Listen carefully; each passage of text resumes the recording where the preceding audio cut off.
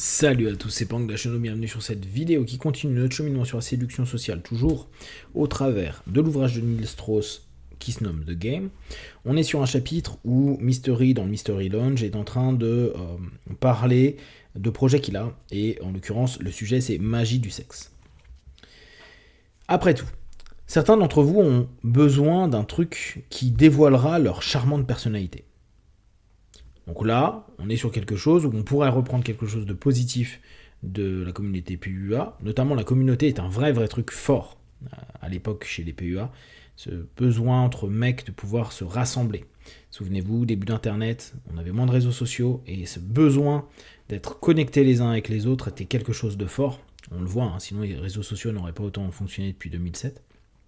Du coup, la communauté était un des premiers vecteur d'intérêt des gens, et surtout ils se regroupaient au travers, là c'était sur MSN, c'était sur Yahoo, MSN, AOL et Co. Donc, développer charmante personnalité, on pourrait se dire effectivement c'est bien de se dire tiens, il y a des gens qui sont dans une volonté de se mettre en avant de façon positive. Ça n'a pas toujours été le cas, mais l'idée, l'intention peut être bonne.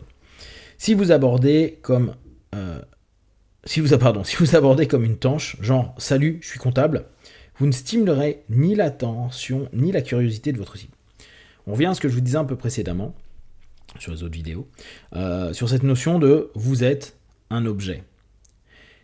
À un moment donné, vous donnez du pouvoir à l'autre, de pouvoir vous jauger l'objet, de pouvoir qualifier ou pas le besoin par rapport à l'objet que vous êtes. Donc il faut le vendre au maximum pour qu'il y ait de l'intérêt, que la personne monte dans la voiture pour se dire je vais au moins faire un tour avec. Et c'est un peu ça l'idée. Donc il y a cette volonté d'être différent, ou en tout cas avoir un élément différenciateur qui sera marqué, et vous verrez chez Mystery, ça s'appelle le peacocking. Donc, depuis cet atelier, j'ai refondu le modèle RASC en 13 étapes détaillées. Voilà le format de base de toute approche. Donc, j'avais pris ce chapitre-là parce que je trouvais qu'il y avait beaucoup d'infos qui pouvaient être intéressantes pour les personnes qui ne liront pas ce bouquin-là, qui ne sont pas intéressées du tout par le PUA, mais pour un peu voir la logique qu'ils avaient dans le début de ce mouvement-là. Sourire quand on rentre dans une pièce. Repérer le groupe où se trouve la cible et appliquer la règle des 3 secondes. Ne pas hésiter, aborder immédiatement. Il y a des choses intéressantes. Et là, je parle pour les commerciaux, je parle pour les personnes qui sont un peu timides. Et je parle pas nécessairement pour aller séduire, draguer ou se taper quelqu'un. C'est vraiment cette notion de vous savez bien que votre façon d'aborder les gens, les choses, va changer énormément l'image que vous allez leur donner. Donc, venir avec un sourire, lui, il est dans une notion d'être vu, mais d'être clean, d'être propre, d'être bien, ou tout simplement d'avoir une bonne posture, d'avoir une bonne façon de vous tenir, d'avancer. Ça va énormément impacter. Donc cette idée de dire, vous souriez, quand vous rentrez dans une pièce, vous souriez, vous montrez votre présence, votre prestance, c'est quelque chose d'hyper positif. Et on le sait, quand on voit un commercial qui arrive, qui a la tête en bas, qui nous voit rentrer, et qui limite lève les yeux, il saoule, alors qu'on voit au contraire, c'est pour ça, et malheureusement, que souvent, dans des boutiques, on dit tu dois pas t'asseoir parce que ça monte pas d'énergie. Je préfère voir quelqu'un qui est assis en train de rire avec un collègue ou une collègue, et dès qu'il se voit, il se lève et sourire, plutôt que quelqu'un qui en a marre, qui a mal aux pieds, qui se dit ça saoule. Il voit la personne rentrer, il dit je dois aller jusqu'à là-bas, j'ai mal aux jambes, ça me saoule, et ça m'intéresse pas ce boulot à la con. Et là, la vente, elle risque d'être un peu compliquée. Donc, cette notion, elle est intéressante, sourire, etc. La règle des 3 secondes, c'est une règle...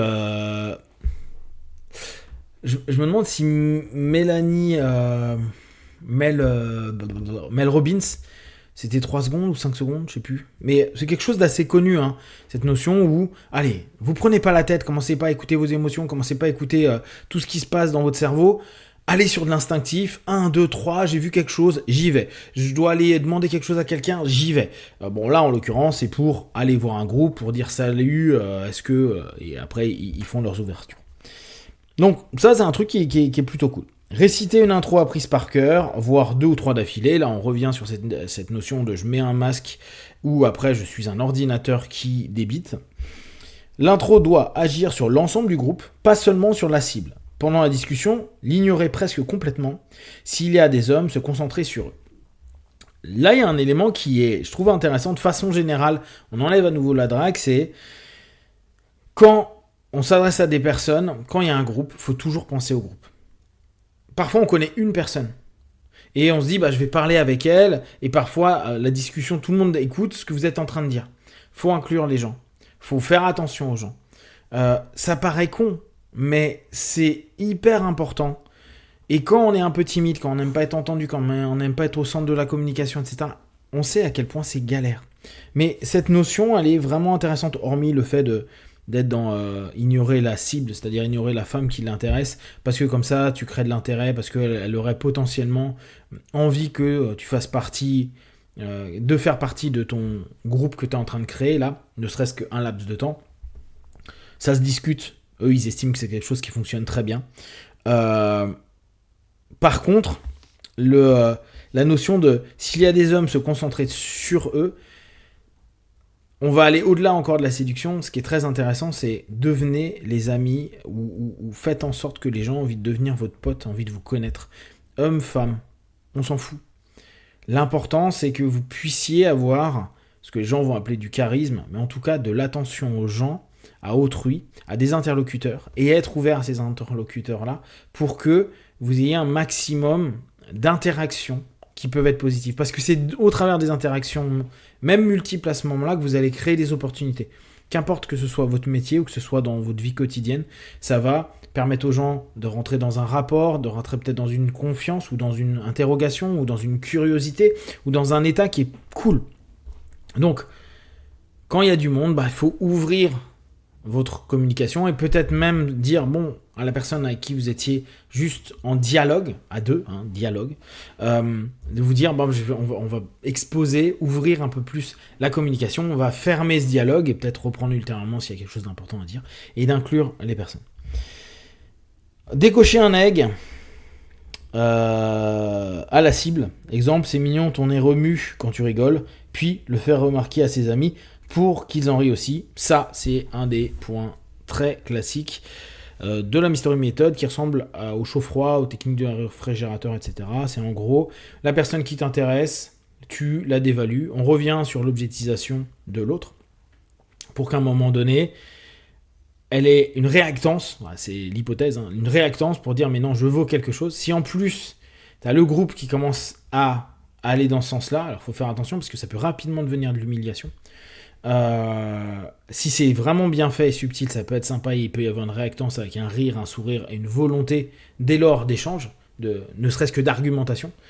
Mais ça peut rapidement être de l'humiliation ou de la prise de contrôle. Et ça, c'est un des points où au fur et à mesure de l'ouvrage, on voit où ils se disent « mais ce qu'on veut, nous, c'est du pouvoir ». Au départ, ils pensent que c'est séduire des femmes. Puis au bout d'un moment, c'est le statut que c'est d'être quelqu'un qui couche avec plein de femmes, d'être un Casanova, etc., etc. Donc c'est du pouvoir. Et dès lors, on n'est plus du tout dans la même logique et dans le même fonctionnement. Et le pouvoir, c'est pas au travers des femmes, c'est au travers aussi des hommes. C'est juste montrer, regardez, je suis supérieur, ce que eux ils vont nommer un alpha.